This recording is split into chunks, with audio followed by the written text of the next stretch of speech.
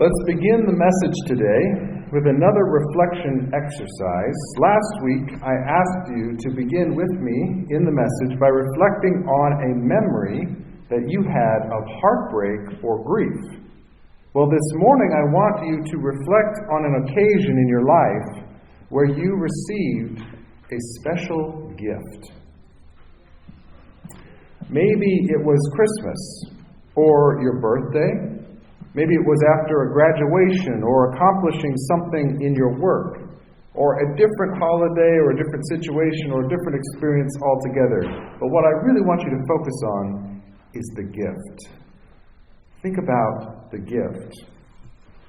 Why was it special to you?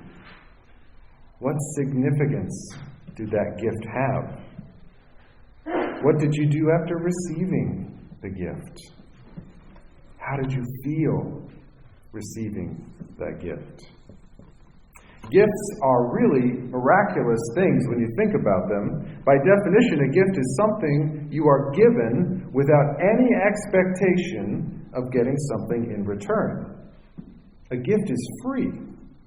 There's no cost because the giver, out of their heart, wants to give it to you.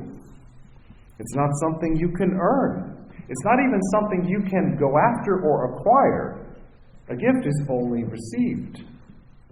When someone gives a gift, they are, in a way, making invisible love visible.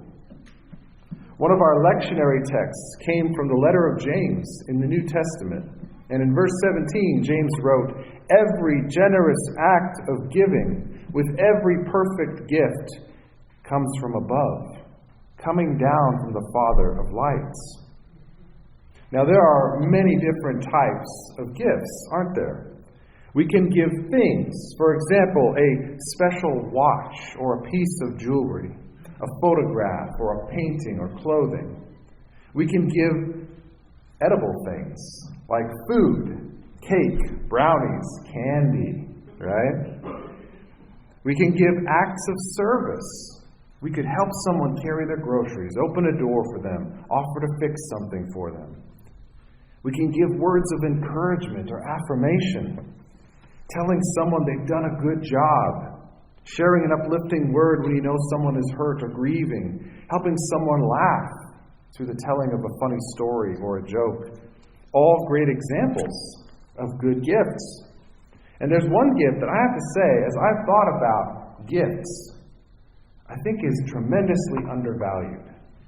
That is the gift of time and attention.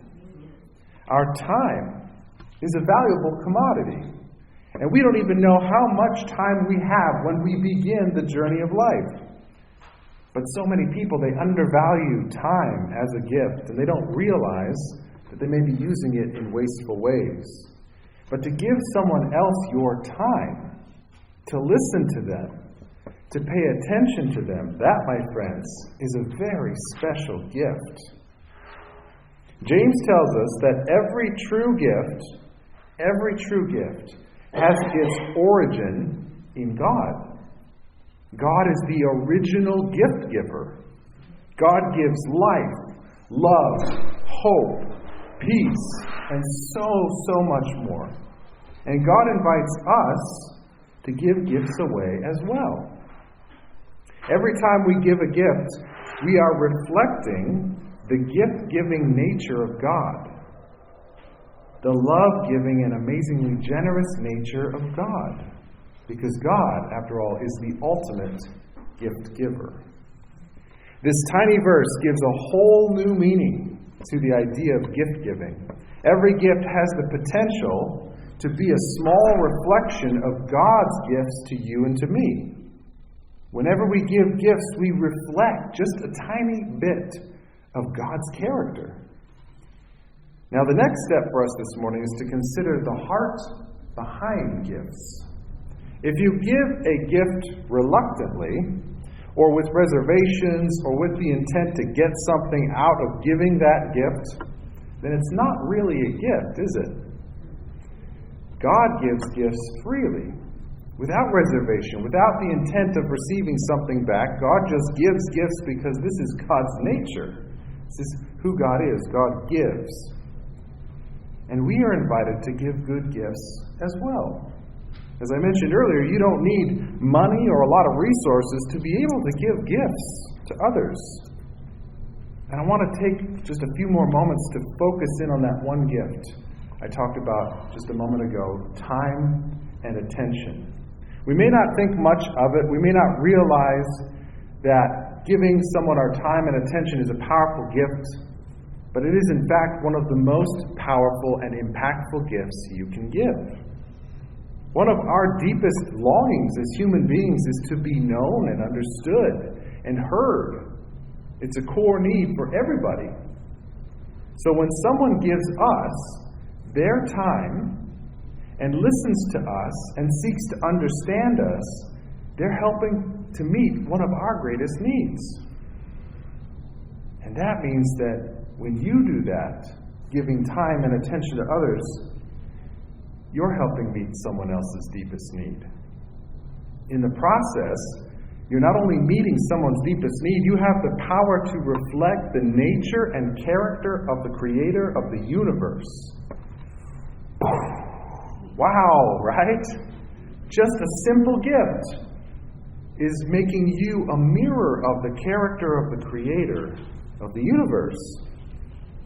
This verse in the letter of James has a not-so-subtle invitation for all of us. As we go through this week and we encounter people, our neighbors here at Sunnyview, our friends and family, Sunnyview team and staff members, strangers even, what can we give? What can we give? Well, one thing we can give everyone is time and attention. Ask them how they're doing. Show genuine concern and compassion for them. Check in on them. Don't take lightly the opportunity you have to give someone even just a little bit of time as an act of love. I don't know about you, but when I take time to listen to others and I show genuine concern and attention, I feel deeply connected to them. That listening and that attention, it creates relationship. It creates community. And when I give this gift away, I actually find my place in community. Every good gift comes from above, and every day you live, you have the opportunity to be a conduit of the gifts of God to others. That is just plain amazing to me. That I could be a conduit for the gifts of God to another person. And that's for all of us. You, all of us, can together be those conduits of gift-giving, God's gift-giving nature to everyone we encounter. Amen?